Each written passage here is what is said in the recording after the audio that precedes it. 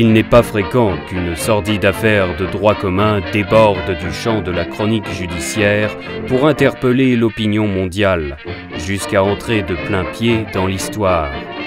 C'est pourtant ce qui s'est passé sur fond de Charleston et de prohibition, lorsque les accusés Nicola Sacco et Bartolomeo Vanzetti, des Italiens immigrés aux États-Unis, dûment fichés comme anarchistes, ont été condamnés à mort.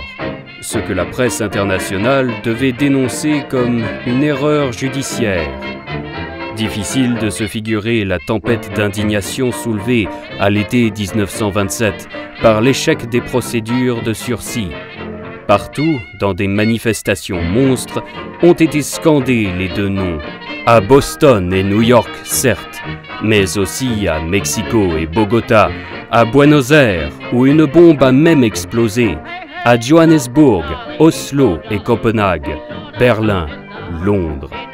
À Paris, les syndicats ont été jusqu'à déclarer une journée de grève. Mais Lyon, Bordeaux, Lille, Brest, entre autres villes, n'étaient pas en reste. De hautes personnalités se sont exprimées en leur faveur, dont le savant Einstein, dont Mussolini, qui, prenant au sérieux la cause de ces Italiens, a cru bon d'assurer au père de Sacco qu'il faisait tout son possible. Le pape Pie XI lui-même a volé au secours des condamnés dans un message qui devait bouleverser la planète.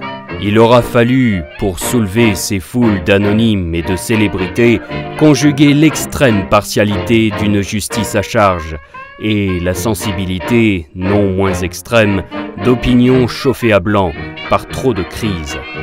Nul doute que, s'ils n'avaient été des symboles de l'immigration et de l'anarchisme, Sacco et Vanzetti n'auraient été ni condamnés avec autant de rigueur en Amérique, ni défendus dans le monde avec autant de feu.